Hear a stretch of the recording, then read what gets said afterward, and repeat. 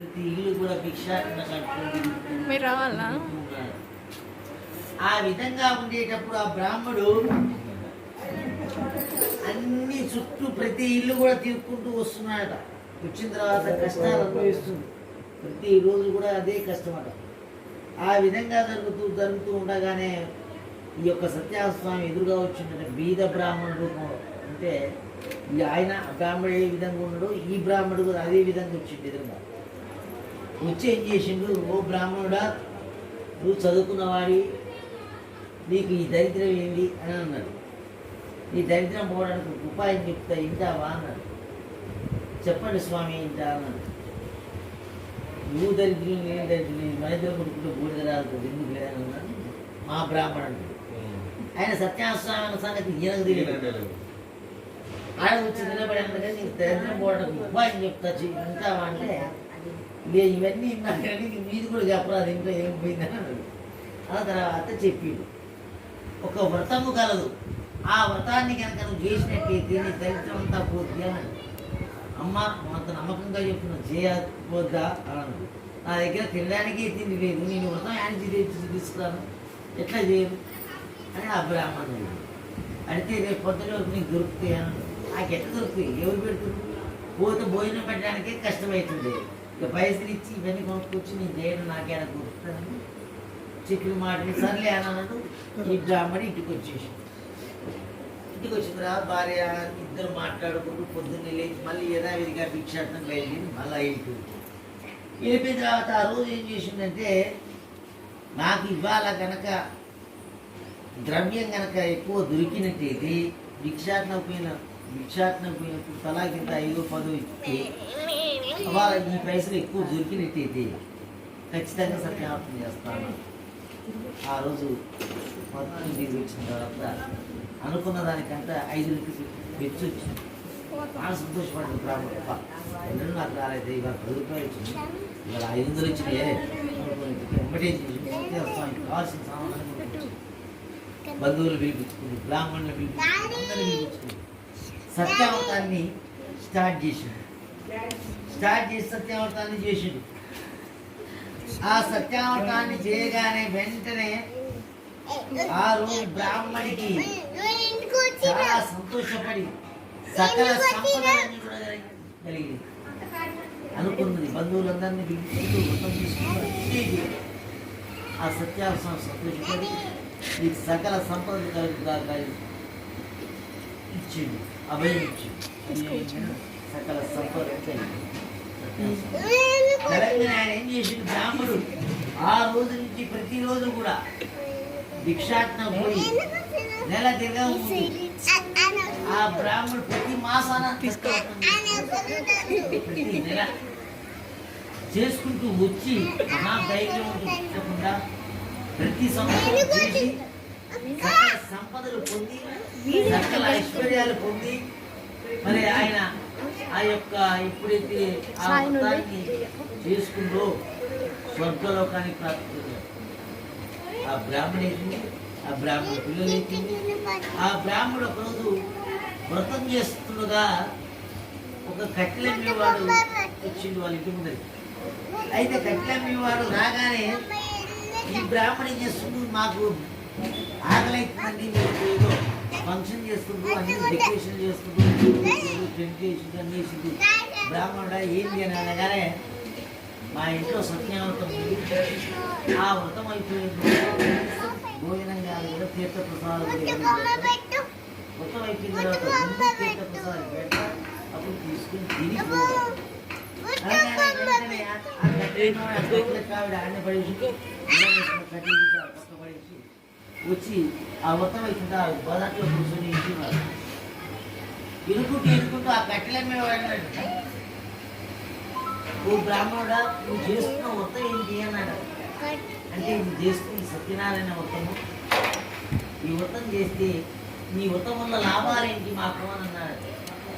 ఈ వ్రతం వల్ల సంతానం లేకపోతే సంతానం కలుగుతుంది, ధనం లేకపోతే ధనం కలుగుతుంది, మరి ఒకవేళ అనుకున్న కోరిక నిజమేస్తుంది, ఇల్లు కట్టదలుచుకుంటే ఇల్లు అవుతుంది, పిల్ల పెళ్లి కాబట్టి పెళ్లి కావాలనుకుంటే పెళ్లి అయిపోయి ఏది కావాలంటే అది అనుకుంటే కోరికలు తీర్చింది నాకు అబ్బా అప్పుడు కట్టెలమ్మేవాడు అన్నాడట. అయ్యో నేను కట్టెలమ్మి దగ్గర సంబంధించింది స్వామి, నాది కూడా ఏ విధంగా పోవాలంటే ఆ వ్రతం అయిపోయేంత వరకు ఆ కట్టెలమ్మేవాడు అక్కడే ఉండి తీర్థ ప్రసాదాలు తీసుకొని మరి ఆ యొక్క భోజనం చేసి ఆ ఇంట్లో మరి ఆ యొక్క తీర్థ ప్రసాదాలు తీసుకుని వాళ్ళ ఆమె తీసుకుని పెట్టి ఆమె చెప్పిందట. ఏమని చెప్పాక అమ్మా ఇవాళ బ్రాహ్మణ ఇంటికి వెళ్ళాము, ఆడ సత్యనారాయణ వ్రతం చేస్తున్నారు, ఆ వ్రతం అయిపోయేంత సత్యంగా ఉండి మరి తీర్థ ప్రసాదాలు స్వీకరించి వచ్చినానంటే మన దరిద్రం పోవడానికి మనం కూడా సత్యావ్రతం చేద్దాం అని అన్నారు.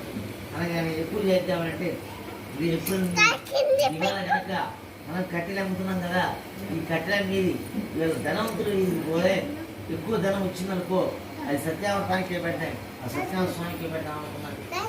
ధనవంతులు వీధికి పోయారు. ఎప్పుడు ఆ కట్టెల 20-30 పోయింది. ఆ సంతోషం తట్టుకోలేక ఏం చేసిన వెంబడే ఆ సత్యనారాయణ స్వామికి కావాల్సిన సామాన్లు వెంబడే సత్యావతం చేసుకుని మహా ధైర్యవంతులైన కట్టెలు అమ్మేవాడు. ఐశ్వర్యాలు రచించింది, బిల్డింగ్లు కట్టుకుంటూ మంచిగా సకల సంపద ఇది ఉంది అది లేదు అనుకుంటారు. బిడ్డల పెళ్లి అయిపోయినాయి, కొడుకులు పెళ్లి అయిపోయి చేసి స్వర్గలోకానికి ప్రాప్తి పొందాడు ఆ కట్టెలు అనేవాడు కూడా. అందుకని సత్యావతం ప్రభావం అంత బాగుంటుంది కాబట్టి ఆ కట్టెలు అనేవాడు కూడా స్వర్గలోకానికి ప్రాప్తి పొందాడు. ద్వితీయ అధ్యాయ సమాప్త శతమానభూతి ఆయుష్ంద్రే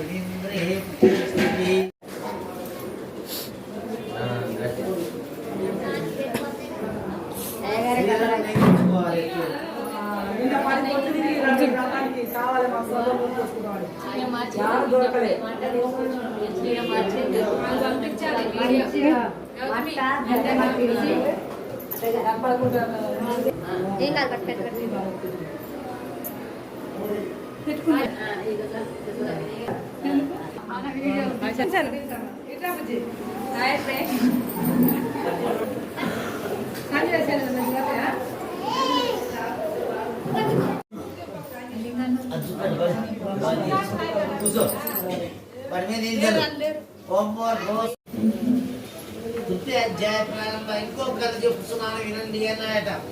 ఊలక మామూలు అనే రాజుగారు ఉండేవాడట. ఆ రాజుగారు అబద్ధాలు ఆడేవాడు కాదు, సొమ్ము తినేవాడు కాదు. ఇంటికి వస్తే లేదు అనుకున్న దానం చేసేవాడు. ఎవరైనా సరే ఎవరు వచ్చినా దానం చేసేవాడు.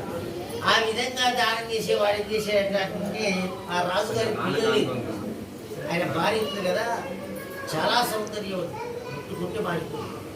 ఆమె కూడా అంత అందగత్తి అయినా కూడా ఆ ఇంటి ముందరికి ఎవరైనా వచ్చి అందంగా కానీ ఏదడిగినా భౌతి భిక్షాంది అని ఎదురు వస్తే లేదు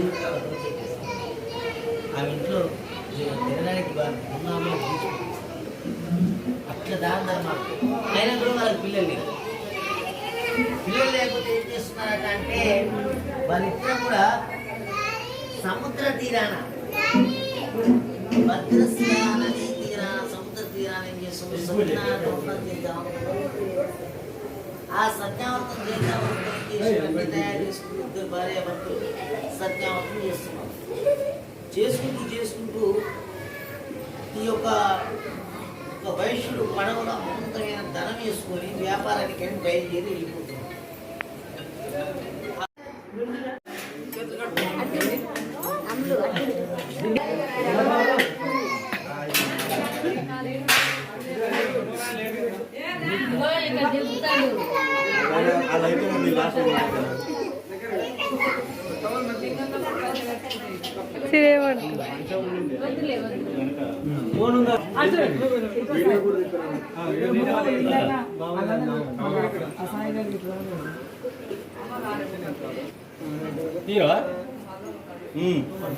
అరే కాళ్ళ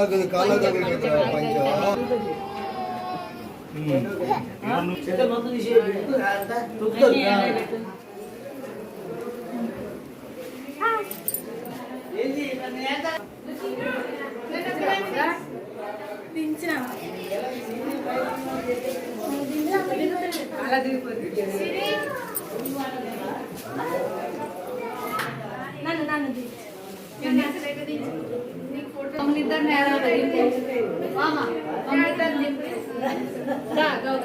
హీరోయిన్ అసలే అసలు మంచిగా దించలే నీ కోరిక మంచిగా దించు కదా కూర్చోవే బాగానే ఎక్కినవే ఇటువంటి కొంచెం నువ్వు పడనే పడట్లే అసలు